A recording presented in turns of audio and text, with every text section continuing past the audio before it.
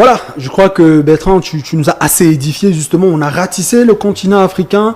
Il faut dire quand même que c'est souvent bien de temps en temps de copier le bon exemple. Et nous, on fait quoi? On va peut-être en France pour essayer de voir comment ça se passe là-bas parce qu'il faut dire qu'il y a une actualité justement qui est assez brûlante. On apprenait cette semaine la signature d'un contrat de sponsoring maillot colossal estimé à 50 millions d'euros entre le PSG et le groupe Accor Hotel. Et donc justement ce qui fait désormais que le PSG fasse partie du top 5 des clubs, des meilleurs sponsoring maillots du côté de l'Europe. Et justement, nous sommes en ligne avec quelqu'un qui s'y connaît bien. Il s'appelle Vincent Chaudel, il est le fondateur de l'Observatoire français du sport business et il est expert en marketing du sport. Et il est déjà connecté. Et donc, Vincent, moi ce que je veux savoir d'emblée, comment appréciez-vous justement ce sponsoring maillot qui a donc été signé entre le PSG et bien évidemment le groupe Accor?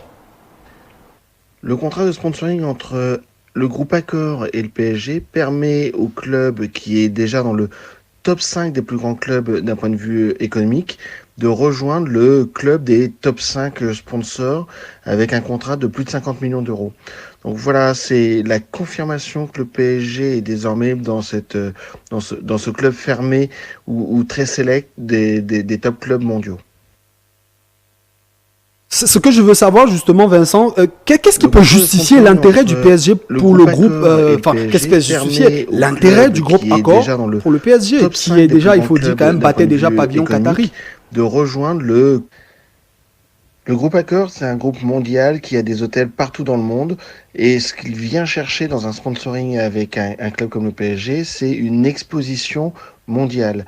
On est dans une approche de ce qu'on appelle du co-branding, c'est-à-dire des marques qui ont comparables d'un point de vue puissance, d'un point de vue exposition, notoriété. Et ce que un groupe comme Accor vient chercher avec le PSG, c'est finalement un plan communication mondial.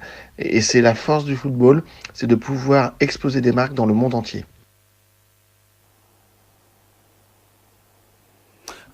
Alors, on sait quand même, Vincent, que ici en Afrique, quand même, le PSG a une grosse communauté quand même de supporters.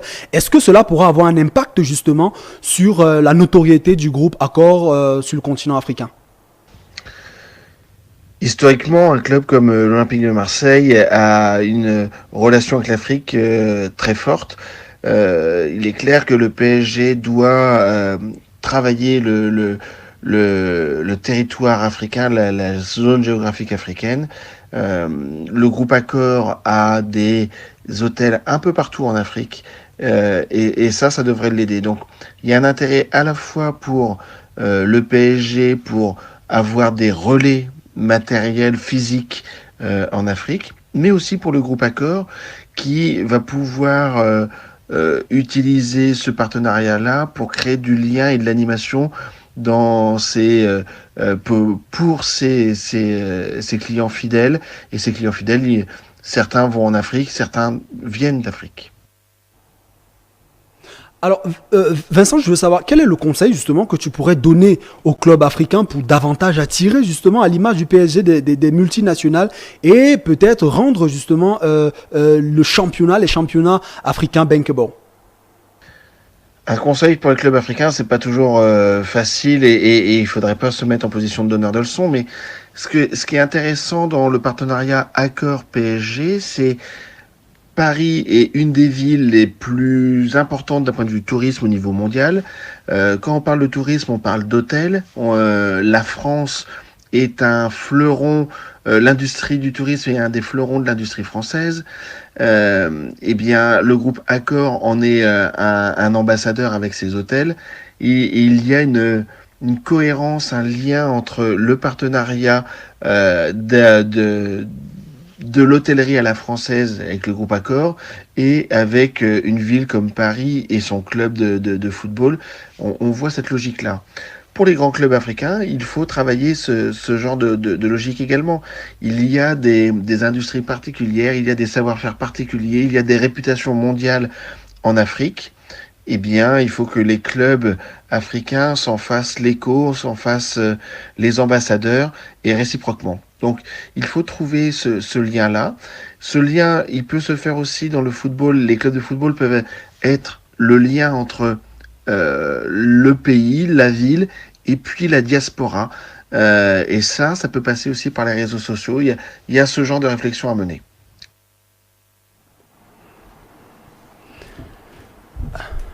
Alors, nous, merci beaucoup Vincent. On rappelle justement que tu es donc le fondateur de l'Observatoire français du sport business et tu es donc un expert en marketing du sport et que tu es basé du côté de la France, c'est à Paris, si je me trompe pas Yannick, Si, c'est tout à fait. Non, je sais, j'ai pas une bonne maîtrise de la géographie mondiale, mais ça...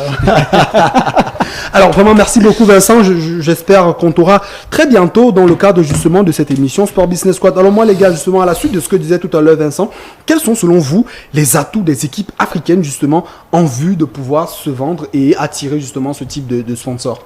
Déjà pour répondre, je vais répondre simplement par une évocation qui a été faite ici par vous-même, c'est-à-dire le fameux classement qui a été rendu officiel et dans lequel figuraient des clubs comme le Canon Sportif de Yaoundé qui a une grande réputation, une grande renommée, je le rappelle, par France Football. Voilà, qui a une grande renommée mondiale telle que l'expliquait Vincent. Maintenant, qu'est-ce qu'il faut faire? Simplement aller abonder dans son sens, se dire qu'il y a des savoirs particuliers qu'il y en a au Cameroun, même dans la région du centre, dans la région du nord, dans tout le pays. Il y a des choses qui rentrent dans notre identité, ou bien alors il y a des projets. Moi, je le dis souvent assez.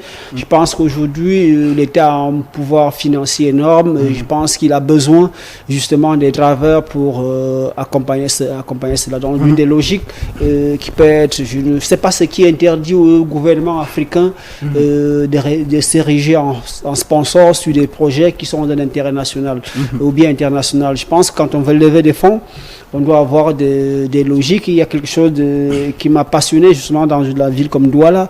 La municipalité de Douala a créé un fonds d'investissement. Je pense que les fonds d'investissement aussi ont une capacité de communiquer qui est intéressante. Si on veut que les gens y investissent, naturellement la diaspora, comme on dit, quand on veut faire un fonds d'investissement, quand on veut faire une grande industrie financière, on veut que les gens y mettent de l'argent. Je pense que la diaspora camerounaise, la diaspora Sawa par exemple, s'il faut se resserrer dans ce prisme identitaire, à une forte diaspora en France, à Paris, ils peuvent rentrer là-dedans. Maintenant, comment les atteindre? Il y a des grands clubs comme Union de Douala qui bénéficient justement d'une grande exposition, d'une grande notoriété.